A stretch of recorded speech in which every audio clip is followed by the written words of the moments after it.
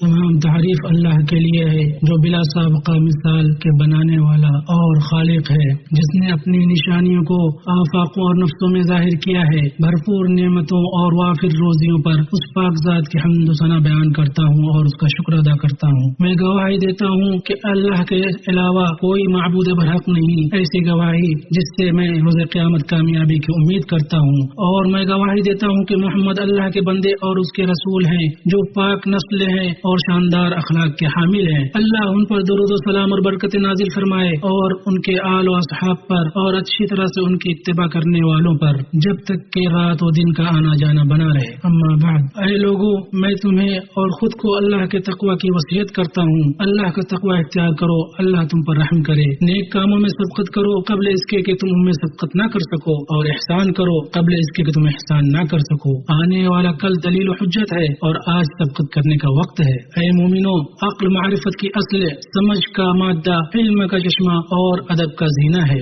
اس کے ذریعے حقائق واشگاف ہوتے ہیں، پوشیدہ چیزیں روشن ہوتی ہیں، چیزیں ناپی تولی جاتی ہیں، فضیلتیں حاصل کی جاتی ہیں۔ یہ ایک ایسی نعمت ہے کہ جسے اللہ اپنے ان بندوں کو نوازتا ہے جن کی وہ تکریم کرنا چاہتا ہے اور جن کے لیے آخرت میں اچھے انجام کا فیصلہ کر رکھا ہے۔ اللہ نے فرمایا ان میں عقل مندوں کے لیے نشانیاں ہیں، اور فرمایا یقیناً اس میں عقل مندوں کے لیے بہت سی نشانیاں ہیں، اور فرمایا ان میں صاحب عقل و خرد کے لیے قسم ہے۔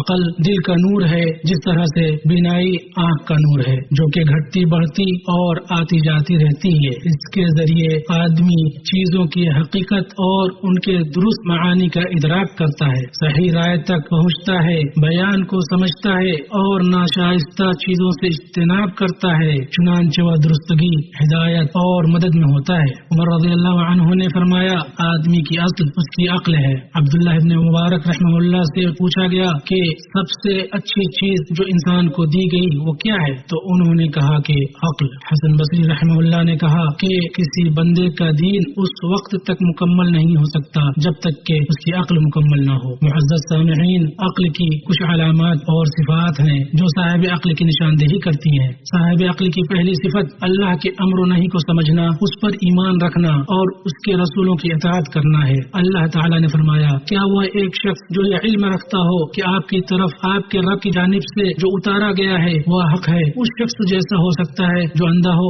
نصیحت تو وہی قبول کرتے ہیں جو عقل مند ہو۔ اور اللہ تعالیٰ نے اہل جہنم کے بارے میں فرمایا اور کہیں گے اگر ہم سنتے ہوتے یا عقل رکھتے ہوتے تو دوزخیوں میں سے نہ ہوتے۔ اللہ ہمیں اس سے پناہ میں رکھے۔ عاقل آدمی اپنی عقل کو نقل پر مقدم نہیں کرتا اور نہ شریعت کو اپنی رائے کے تابع کرتا ہے۔ بندے کا اسلام اس وقت محفوظ ہوگا جب وہ خود کو مکمل طور پر کتاب و سنت کے حوالے کر دے گا، ان کے سامنے سر تسلیم خم کر دے گا اور ان کے مطابق عمل کرے گا۔ زہری رحمہ اللہ نے کہا اللہ کی جانب سے رسالت ہے اور رسول اللہ صلی اللہ علیہ وسلم کے ذمے اس کو پہنچانا ہے اور ہمارے اوپر اس کو تسلیم کرنا ہے۔ اور ابن قیم رحمہ اللہ نے فرمایا جس کے پاس تھوڑی بھی عقل ہے وہ جانتا ہے کہ دنیا کی تباہی و بربادی رائے کو وحی پر اور خواہش نفس کو عقل پر مقدم کرنے کی وجہ سے پیدا ہوئی ہے۔ ان کی بات ختم ہوئی۔ عقل مند آدمی اللہ کی بادشاہت اور اس کی مخلوقات میں غور و فکر کرتا ہے اور اس کی نشانیوں اور قدرت کے دلائل میں تدبر کرتا ہے۔ اللہ تعالیٰ نے فرمایا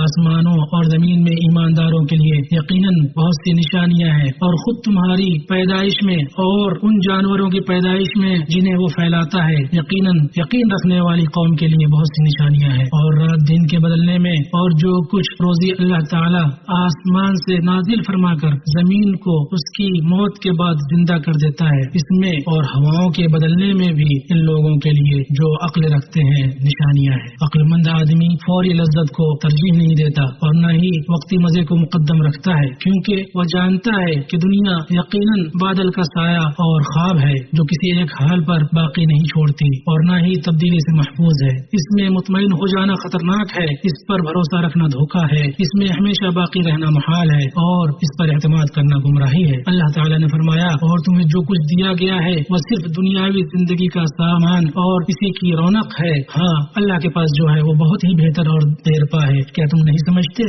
اور فرمایا اور دنیاوی زندگی تو کچھ بھی نہیں بجز اللہ والعب کے، اور دار آخرت متقیوں کے لیے بہتر ہے۔ کیا تم سوچتے سمجھتے نہیں ہو؟ عقل مند آدمی کے اوصاف میں سے ہے اچھی حیت والا ہونا، زیادہ خاموش رہنا، خود سے بات شروع نہ کرنا الا یہ کہ اس سے پوچھا جائے، اور جواب نہ دینا الا کہ جب چیز یقینی ہو۔ عاقل آدمی کسی کی تحقیر نہیں کرتا اور نہ ہی اس پر اس کا خود کا عیب پوشیدہ ہوتا ہے، کیونکہ جس شخص پر اس کا اپنا عیب پوشیدہ ہوگا تو اس پر اوروں کی اچھائیاں مخفی رہیں گی۔ عاقل آدمی کو جب علم ہوتا ہے تو اس پر عمل کرتا ہے، اور جب عمل کرتا ہے تو تواضع اختیار کرتا ہے، اور جب کچھ دیکھتا ہے تو اس سے نصیحت حاصل کرتا ہے، اور جب خاموش ہوتا ہے تو غور و فکر کرتا ہے، اور جب بولتا ہے تو ذکر کرتا ہے، اور جب نوازا جاتا ہے تو شکر کرتا ہے، اور جب آزمائش میں مبتلا ہوتا ہے تو صبر کرتا ہے، اور جب اس کے ساتھ جہالت برتی جاتی ہے تو بردباری سے کام لیتا ہے، اور جب اس سے مانگا جاتا ہے تو سخاوت کرتا ہے، اور جب گفتگو کرتا ہے تو سچ بولتا ہے۔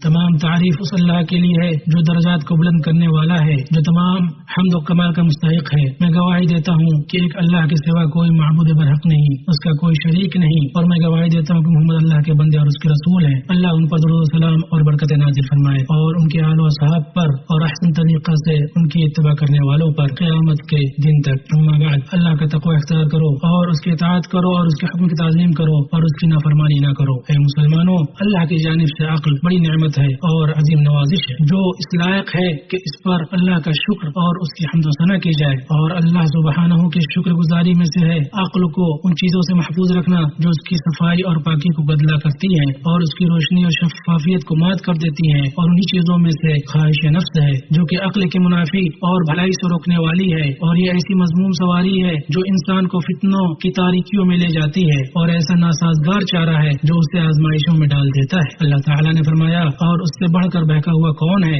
جو اپنی خواہش کے پیچھے پڑا ہوا ہو بغیر اللہ کی رہنمائی کے؟ بے شک اللہ تعالیٰ ظالم لوگوں کو ہدایت نہیں دیتا۔ علی بن طالب رضی اللہ تعالیٰ عنہ نے فرمایا، مجھے تم لوگوں پر دو چیزوں کا خدشہ ہے، خواہش نفس کی پیروی اور لمبی چوڑی آرزو۔ خواہش نفس کی پیروی حق سے روکتی ہے اور لمبی چوڑی آرزو آخرت کو بلا دیتی ہے، اور جان لو کہ اگر تم نے اپنی خواہشات کی پیروی کی تو تم ہرگز کامیاب نہ ہوگے اور نہ ہی ہدایت کے راستوں کو دیکھ سکو گے۔ اے اللہ، محمد اور آل محمد پر رحمت نازل فرما، جیسا کہ تو نے ابراہیم اور آل ابراہیم پر جہانوں میں رحمت نازل فرمائی۔ بے شک تو لائق تعریف اور بزرگی والا ہے، اور برکت نازل فرما محمد اور آل محمد پر، جیسا کہ تو نے ابراہیم اور آل ابراہیم پر جہانوں میں برکت نازل فرمائی۔ بے شک تو لائق تعریف ہے۔ اے اللہ، اسلام اور مسلمانوں کو غلبہ عطا فرما، دین کے قلعے کی حفاظت کر اور اپنے مومن بندوں کی مدد فرما۔ اے اللہ، مسلمانوں میں غمزدہ لوگوں کے غم کو دور کر، پریشان حال لوگوں کی پریشانی دور کر، قرض داروں کی طرف سے قرض ادا کر، ہمارے اور مسلمانوں کے مریضوں کو شفا دے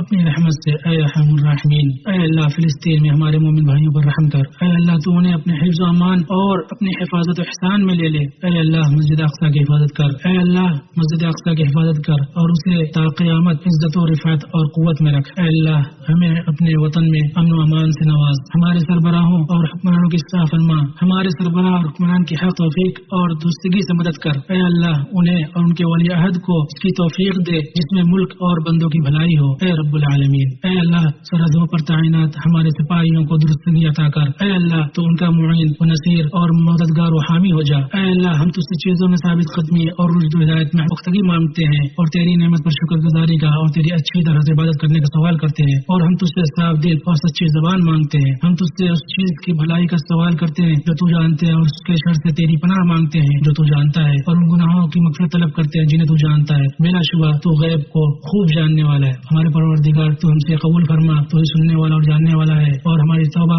قبول فرما، تو توبہ قبول فرمانے والا اور رحم کرنے والا ہے۔ سبحانک رب العزت عما یصفون وسلام علی المرسلین والحمد للہ رب العالمین۔